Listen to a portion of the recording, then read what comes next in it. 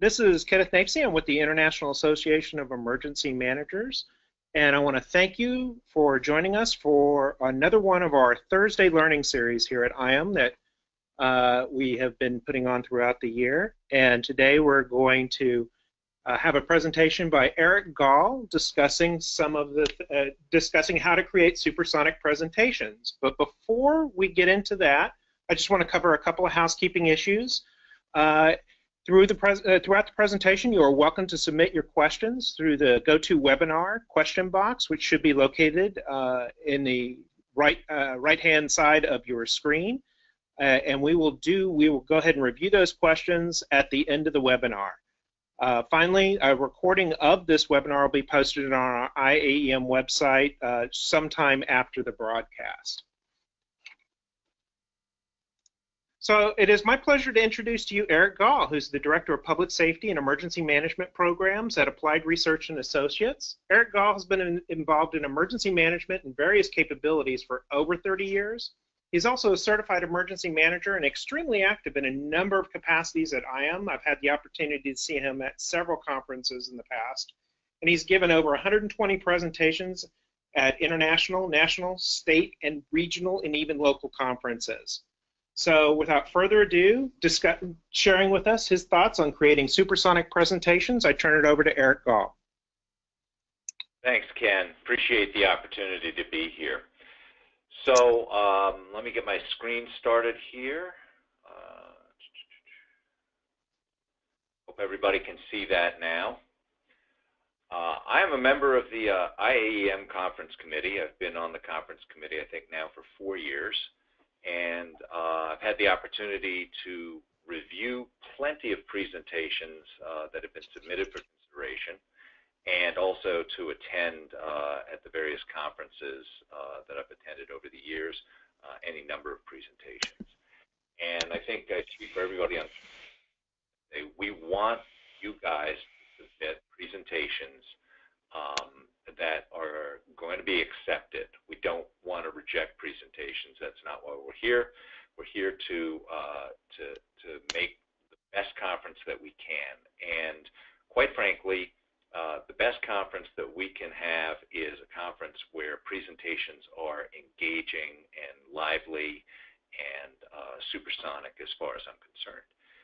So what I intend to do today is take you through a bunch of slides that I want to convey a message, and then I'm going to dissect some of my slides and show you some of the techniques that you can use as well. And if you have questions on how to do specific things, please do send them in, as we will have an opportunity to do questions and answers at the end. We'll reserve some time for that. So let's start with supersonic presentations. What do I mean by this? Well, supersonic presentations are presentations that take off for themselves, that the message is clear, it's engaging, it's lively, it's colorful, funny, where the learning takes place in what I call an edutainment mode, where we're not just simply lecturing at people, we're not just simply reading a lesson plan, but where the presenter is able to show a concept, speak from the slide, and have the slide not just be a bunch of bullets. So let's go into this a little bit further. I assume this is a fact.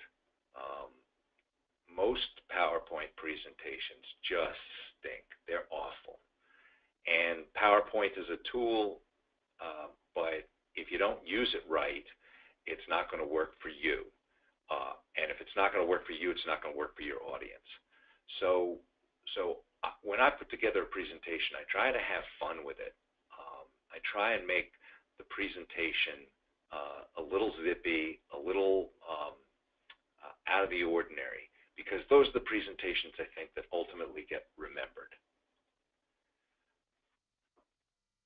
If you're looking at a slide and you're reading what is on the slide, what the person standing up in front of you is reading to you, you're going to be bored.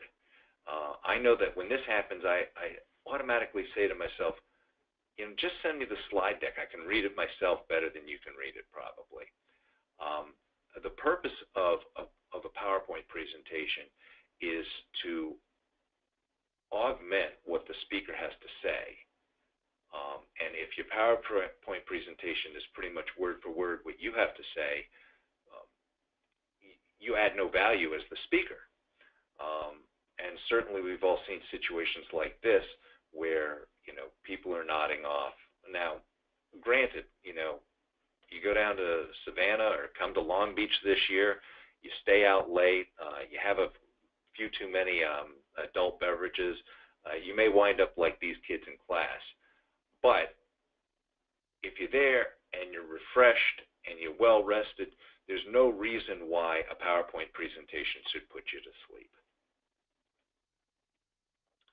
This is a real slide that was presented to General Stanley McChrystal in Afghanistan in the summer of 2009. And it was put together by his staff and some contractors. And this slide was meant to convey something. I don't know what it was meant to convey, and clearly General McChrystal didn't either, because he said, when we understand that slide, we'll have won the war.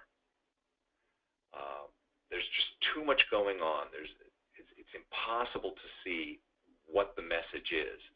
And so one of the early takeaways that I want to convey to you is that your slides need to be simple. They need to be easily understood in a short period of time. And if you have to stand there with a pointer or a laser pointer, and if you have to read the font, and I'm going to use my cursor here as a pointer, but if you can see this font here, I can barely read this on my computer screen. And I'm pretty sure that if I project this up in a lecture hall somewhere, that you're not going to be able to read it. So if I have to use my laser pointer and say, over here in this corner of this is what this word says, your font is too small, your slide is too complex. Now I use this slide as hyperbole, but I think it drives the message home. This is a fairly standard federal government slide, and if anybody's been to a lecture by a Fed, it's pretty typical. There's usually a logo, there's a repetitive banner at the top, there are full sentence bullets or sometimes even full paragraph bullets. And quite frankly, folks, we want to avoid this. This is the kind of stuff that I'm talking about when I say I can read this for myself. I don't need you to read it for me.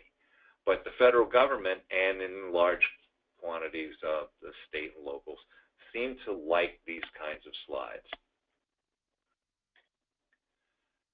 So if you're going to present, you really have to start out from the standpoint of understanding who your audience is.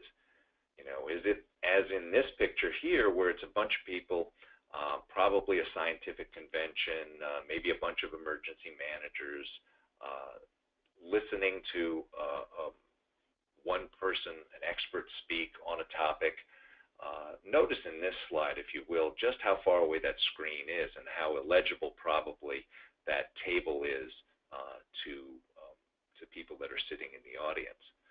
So understand your audience. Do they understand a lingo or a jargon? Are you using lingo or jargon in your talk that then is not going to make sense? Sometimes as emergency managers, we go out to educate the public, and when we're educating the public, they're not going to understand things like a JIC or an ESF. So, when you're putting together a presentation, you probably, if you're going to go to the public, you want to do a dry run with your slides in front of friends and family who don't speak emergency management, so they understand. You can find out from them whether they're understanding your message. Your audience might be some super techies, like who are the folks in this picture here, listening to Steve Jobs talk about, how he's going to bring the new iPhone to market.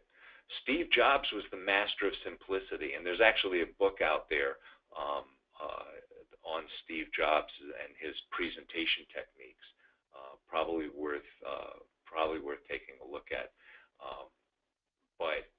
And you can Google it on Amazon and find it on Amazon.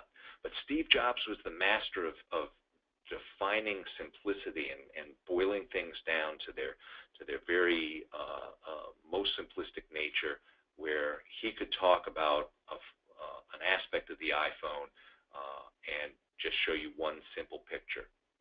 Look at the way he's dressed as well. Steve Jobs is famous for his black turtlenecks. So no distractions, really focusing on the core essential beauty of things. And honestly, if you look at the iPhone and the Macintosh, they're as beautifully designed as they are functional. And that's what your slides might need to convey as well, is their beauty as well as their functionality. So I have a couple of very simple rules that I want to convey for building slides, and then we'll get into a little bit more. First rule is less is more. It's like the old joke about Swiss cheese. The more the cheese, the more the holes. The more the holes, the less the cheese. So the more the cheese, the less the cheese. Well, in this case, less is more. You can get just a snippet on a slide, just a few words. People will focus on those words, have a pretty background, and this, quite frankly, is the best slide of a picture of Swiss cheese I could find to make the point. It doesn't blow up as well as I would like it. I probably need to go and take a high-res photo of Swiss cheese myself, but I found this one on the internet. Use a nice backdrop that conveys your message, that underscores and highlights what you're trying to say, and then talk from your knowledge base rather than from your slides. Rule number 2, stay away from bullets. Bullets are a crutch. Really easy to do a bunch of bullets, as we saw back on that slide where I put up the example of the federal government slide. Bullets are a crutch, and it's possible to develop an entire presentation without having any bullets whatsoever. I have almost no bullets in this, and I've done presentations that are in excess of an hour long that have 40, 50, 60 slides in them that don't have any bullets. And I'll show you a couple of ways that you can dodge these bullets.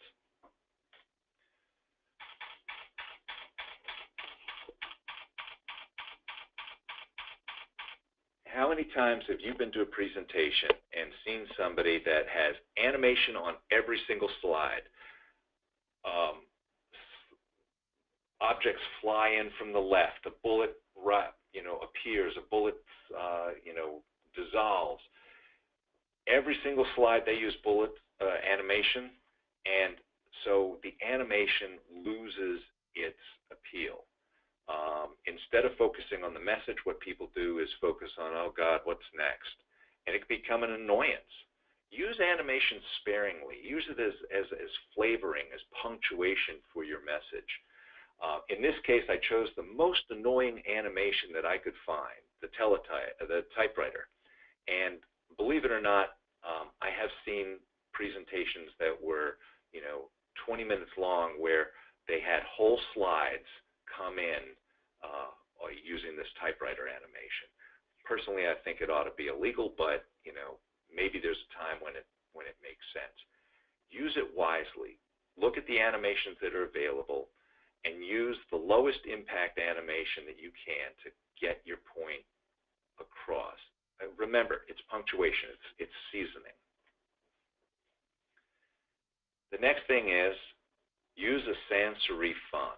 The font that you see up here is sans serif. And to accent this, to punctuate it, I will use a little animation here. The font on the left is Times New Roman. The font on the right, Arial. And if you look at the difference here, I'll use my cursor for a second. These little flourishes on the end of Times New Roman are a serif. Arial has none. When you are projecting material up on the wall in a PowerPoint format, it's much, much easier for people to see and understand, less confusion, especially if you're like I am, sort of pushing on in the years, and you need glasses. Serif fonts are fine for documents. We're used to reading documents in Times New Roman, but use a simple sans serif font. Understand how big your font is. Remember back to that slide from Afghanistan and that tiny, tiny font. And, really, you have to take a step back when you're looking at the font that you choose on your computer screen, when you're viewing it on your computer screen, and understand that what you can see from normal computer viewing distance may not be visible at all or legible at all from really far away. Okay. You can do some pretty cool things in PowerPoint if you've gone and spent a little time learning how to manipulate it. In this case here, I want to emphasize that you don't have to put pictures in at a standard angle. You can put things in skewed, and I'm going to show you how to do that. And notice I've also embedded a GIF file here, so you can embed motion into your presentation. I'll also show you in a little bit something about video. One of the questions that always manages to come up is what kind of background should I use?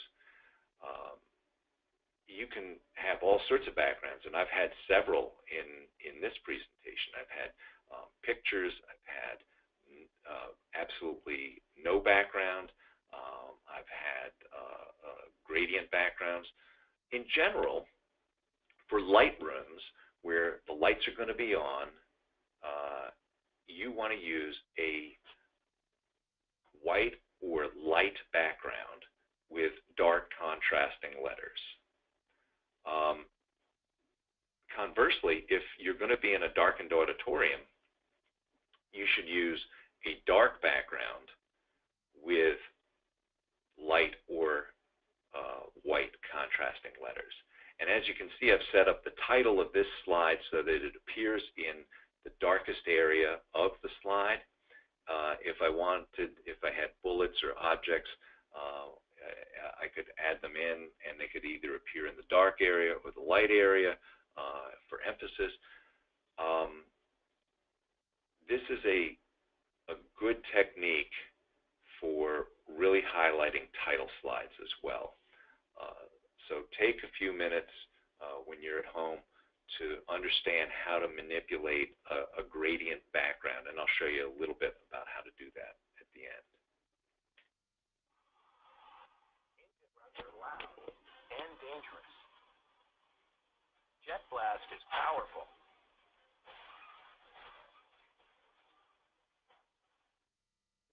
Now, video definitely adds visual imagery that you can't get with a static image. And, in the emergency management field, we have videos of emergency scenes, disasters, and if a picture is worth 1,000 words, video could be worth 10,000. In the video that I just showed you, I could describe how jet blast could blow a pickup truck off of a runway, but so much better to use a video of that subject if that was what I was trying to convey. The thing about video that you have to understand is that it has to be embedded properly in your PowerPoint presentation. Otherwise, you get the scenario, and I'm sure every single one of you on the webinar today has been in a situation where, presenter's gone, okay, I want to show you this video now, and then they fire up the next slide and the video doesn't work. And goes, oh, that's funny. Well, it was working at home. I don't know. Maybe, I don't know. And so then they're put in an embarrassing situation of, seeming like they don't really know what they're talking about or doing. The key to this is that whatever video you embed in your PowerPoint presentation must be in the same folder as the presentation. So this sets up a problem if you're asked to provide your presentation to somebody via email. First of all, you got to give them more than the presentation file.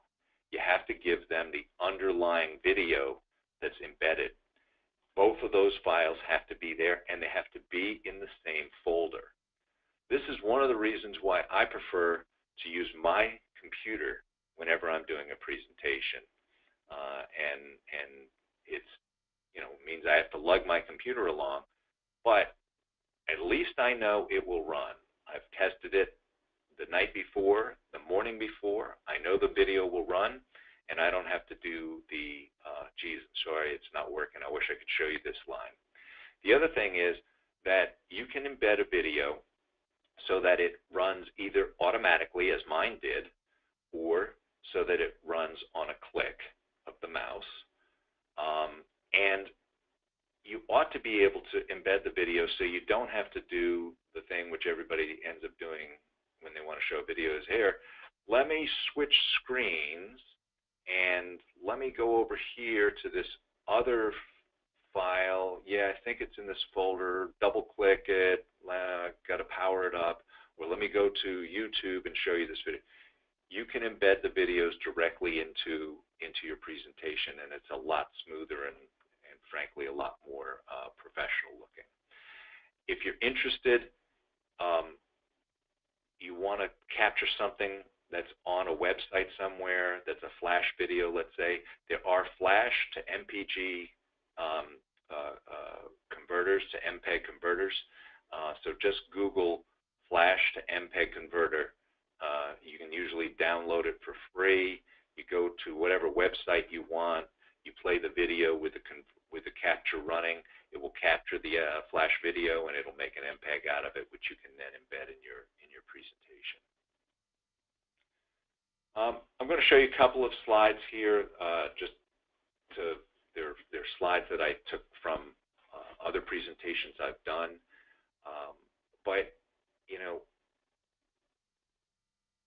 a picture can really convey something that you can't convey any other way. In this case, I was talking to folks about impact of catastrophes on finances, and I wanted to bring it back to 9/11 and tell the story of Rick Rescorla at Morgan Stanley, who saved more than 2,700 people. 9/11 is an emotional thing for most people in the world, but certainly for Americans. And I think this picture really captures that. At least it does for me. I hope it does for you too. So if you're trying to convey something, sometimes spending a couple of hours on the internet finding exactly the right picture really is worth it. We'll come back to this in a minute. I also like to embed a little humor in my presentations as well. And this one, I was talking about single points of failure, and I could talk till I'm blue in the face about single points of failure, but I think this slide pretty much says it all. If you look at it, it's humorous, it conveys the message, and it does a better job than I could with words. So here's some resources for you. The thing I've done with this slide is this could well have been 6 bullets. I mean, just picture, here's a list of resources, and I put them up just using standard bullets. These are, in fact, bullets. It's just that they're visual bullets. So some areas that would be good for you to know are commons at wikimedia.org. If I come over here, I can actually, in my presentation, click on this, and I'm going to do it from my presenter view, and that will bring up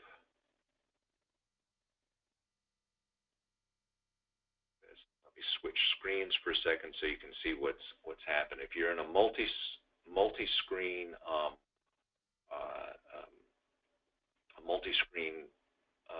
setup, then you can actually click here and it will bring up another screen. And if I can remember how to show you my other screen from the webinar,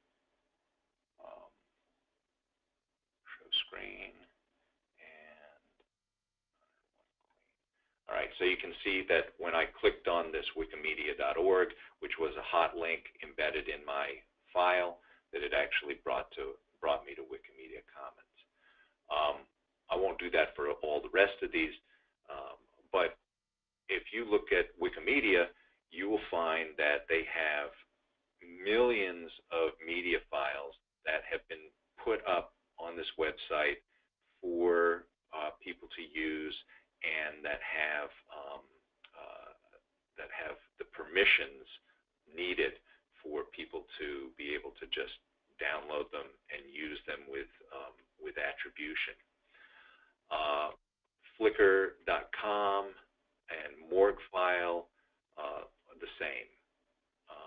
Just lots of different sources for imagery. If you look at the bottom middle, 500px.com has some of the most beautiful slides that I've ever used.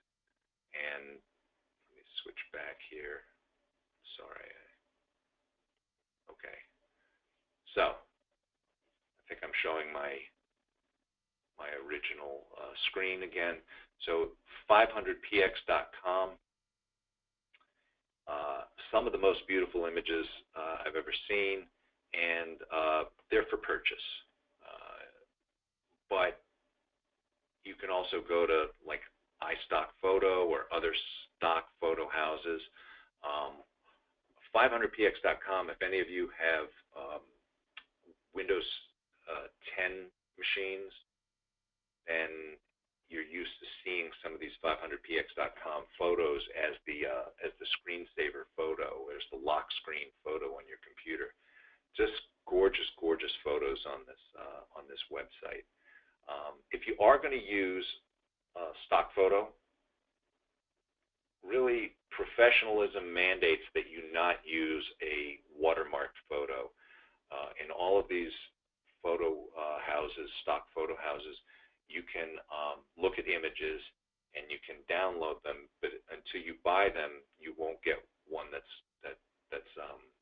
watermark free. So it's really important, if you're not using stuff that's out there for free usage, then you have to pay for it. The only exception is if there's no information on the website about how it can be used. You can download stuff and use it as long as it's not for commercial purposes, as long as it falls under the fair use doctrine. You can use stuff for free in limited setting, but the minute you start getting paid for your presentation, the minute you start doing something commercially, you really need to pay for it. That's one of the requirements, I think. If you want to get a bunch of different fonts that do not come standard in the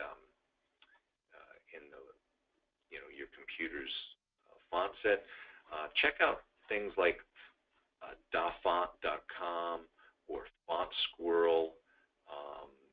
These are places that you can download fonts. Very often you can download them for free, but there's also something called Lost Type, Font Squirrel, Dafont. These are all great resources for getting more interesting fonts than come standardly with your PowerPoint or other presentation packages. And then the last thing I want to point you to is over here is colorlovers.com. And Color Lovers has palettes that people share, color palettes that they share. They're palettes that work well together from a graphic design standpoint, and that will, you can see what palettes, and you can use the color combinations that other people have tested and look good together, and you can see them in action on your computer. So check out colorlovers.com if you want to get ideas about backgrounds and font colors against certain backgrounds. All right. So my last slide here, and then I'll go to the credits, is this. It's not easy to put together a good Supersonic presentation. It takes a lot of time. I generally calculate that I spend about 40 hours of work researching and developing my presentation for each hour that I'm presenting. So it's a 40-to-1 ratio. It means finding the right fonts. It means finding the right pictures to use. It means working within the slide sorter to look at the right order, working on my animation. All of these things take time. It's not easy to find a picture, and I spent a long, long time looking for this particular picture.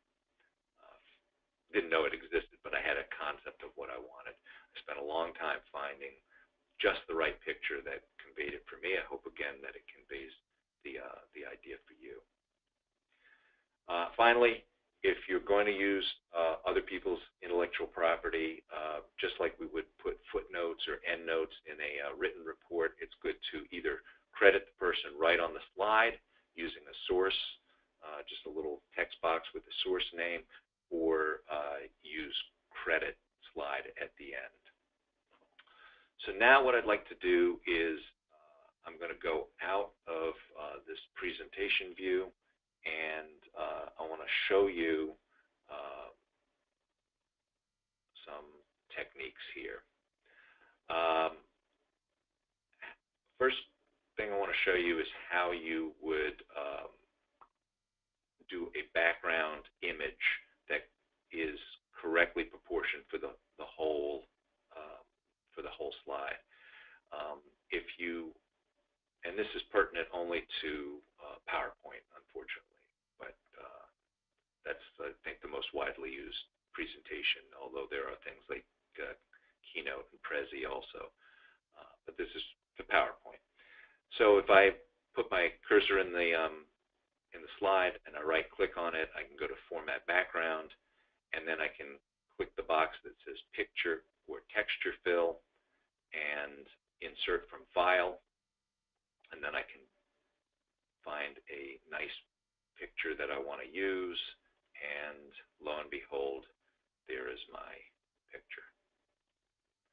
Now, if I used this picture, obviously my text wouldn't really work against this background, so I'd have to go in and I'd have to change my text color, maybe to white. Shadowing the text also tends to make it a little bit more distinctive and stand out from the background a little bit. Let's go down to the third slide. So here on this slide, I had this great picture that I wanted to use, but unfortunately, there was no way for me, even using white or some sort of light font color, given what the background was, to really have my message stand out without overwhelming the picture. So what I recommend in this case is using a screen on your text box. You create your text box, you put your text in, and then you right-click in the text box to format the shape, and you can go up to Fill, I recommend choosing a light color. In this case, I've chosen a blue, and then you can change, let me move this out of the way a little bit, you can change the transparency, and see, this is what this text box would look like if it were just a standard text box with 100% transparency. I could also make it totally opaque, but I think it looks a little better to have some transparency so the color comes through, but you can still read it and you can still see the underlying image. So that's called a screen box, and it's a good way to get your message in when the picture, the underlying picture itself doesn't work. Another thing you could do is just what I've done here, which is, use a picture on a portion of the slide and use the rest of the slide for text. I like to vary my slides, so I've used both of these in contrast to each other. This slide here, all I did was add an animation. I added a text box, the word no, and then I animated this slide to have the word pop up. I did the same thing here with images. So you can animate any kind of object that sits on the slide. You can animate bullets if you're using them, so they come in one at a time. You can animate objects, and you can control that animation up here in your animation tab. So if you want to, I recommend using this animation pane. You can see the series of different animations and the types of animations that can happen. So if I wanted to change this animation, I could change it from what it is, which is up here, and I could change it to, let's say, shape. If you hover over these buttons here, it will give you a preview. So spend a little time learning how to use the animation key. Use it sparingly, folks.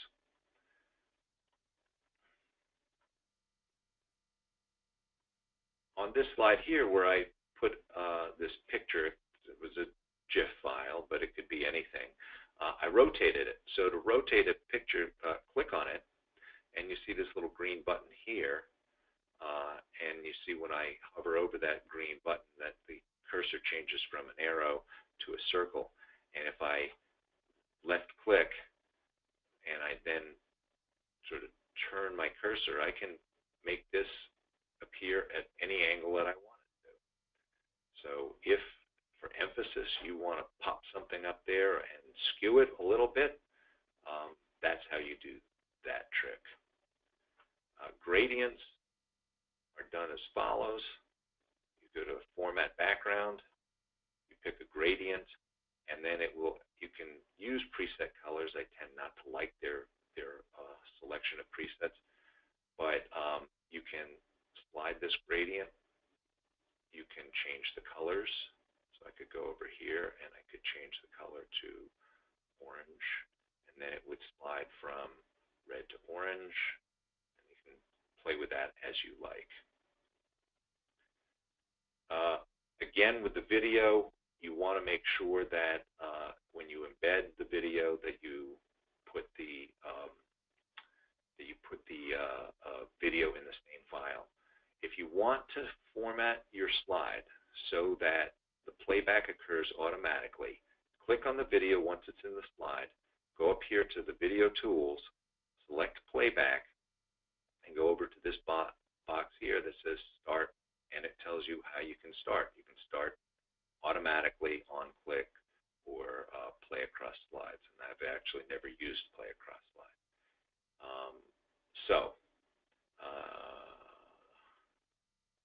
Here's an example of how I used text in here to give me numbers that I could never possibly remember. Please remember, I like to speak not from a bunch of bullets, but from my knowledge base. Well, I can't remember all these numbers. Nobody could. I don't think you can.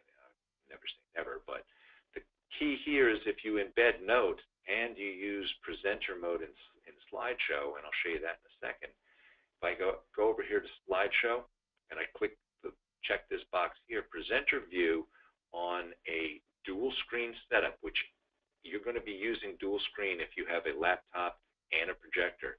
You're going to have two screens. I highly recommend using presenter view, because what happens is if you say click do the slideshow, then I'm going to show you what my second screen looks like on my So on this screen, this is the presenter screen, and a lot of people don't even know this exists. So I have the slide I'm showing. I have controls for the slide. I have the slide in series, so I can zoom around. If I'm not quite sure what the next slide is, I can change this. Nobody's going to see the change on the presentation screen in front of the audience. I can see it, however.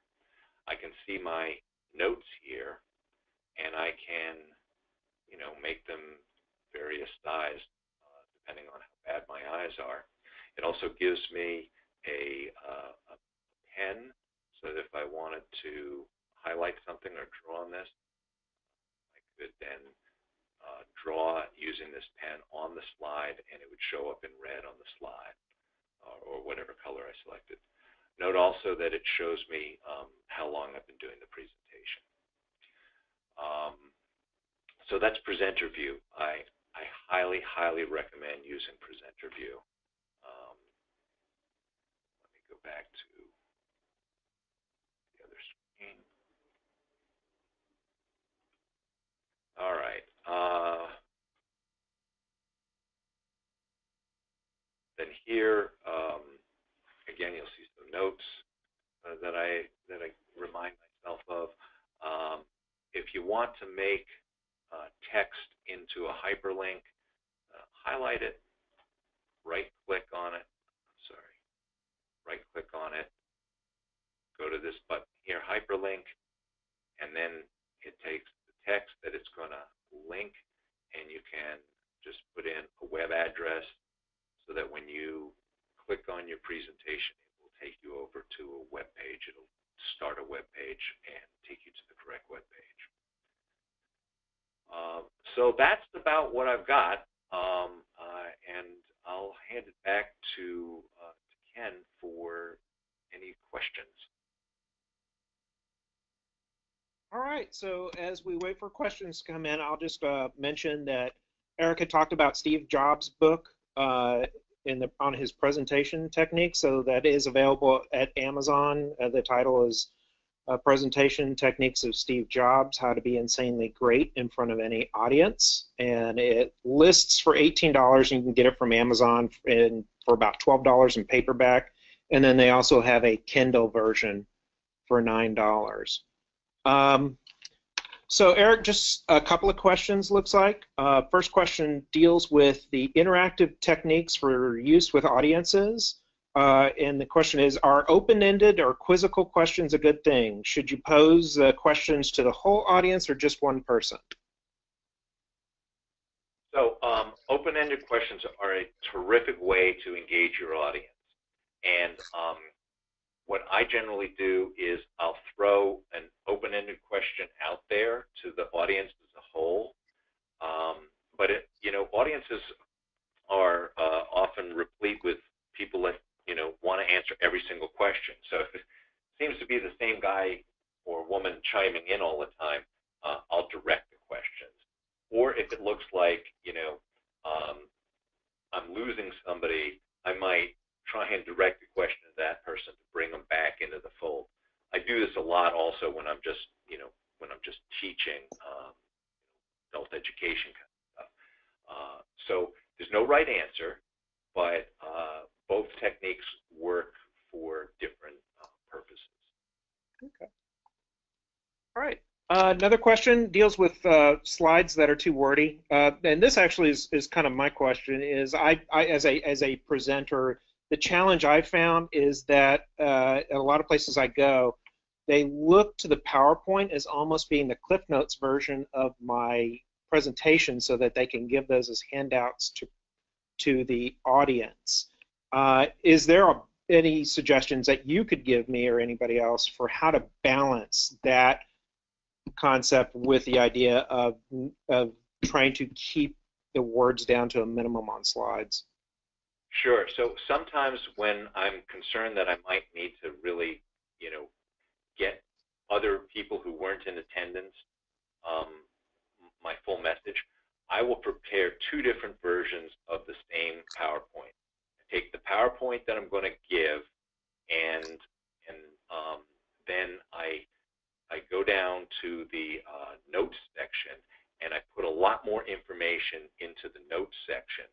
and I use the print function where I can print the slides and the notes together to you know, so somebody could have that as a takeaway and bring it back to their organization.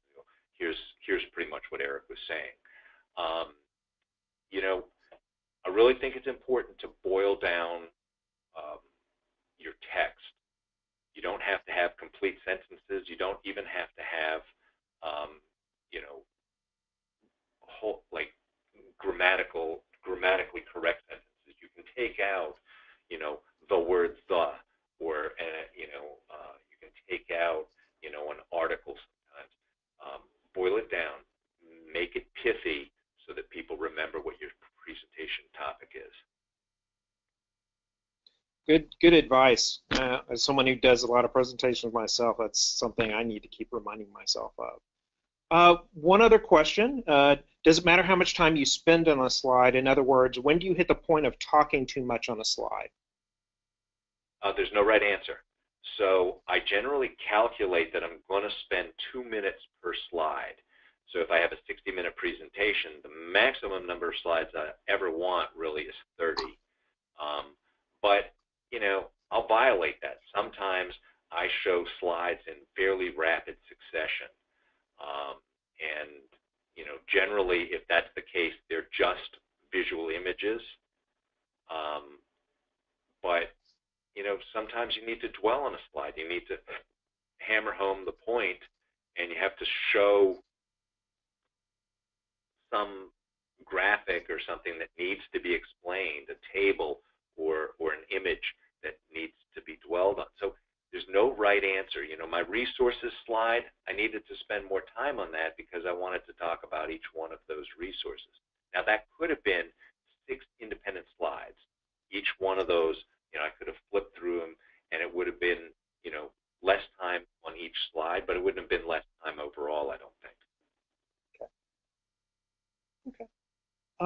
Chelsea, unless you're seeing any other questions, I think that is all we have at this point. And hearing no other questions, Eric, thank you very much for your presentation today. And as I mentioned, this is something, I do quite a bit of presentations, but there's always more things that I can learn about, and I'm sure that folks can learn about too. So this is very helpful. Thank you very much for presenting as part of our Thursday Learning Series today. Thanks for the opportunity to have presented, and I hope to see everybody in Long Beach. Yes, join us in Long Beach. If you haven't already made reservations, please do so as quickly as possible, and we hope to see you there. I also want to give a plug for our next Thursday Learning Series, which is coming up on September 14th from 1 to 2 p.m. Eastern. Megan Snyder will be presenting social media exercises for emergency managers, and hopefully, if you need to register, you can go to www.iaem.com/webinars and register for that Thursday Learning Series event. And again, that'll be on September 14th.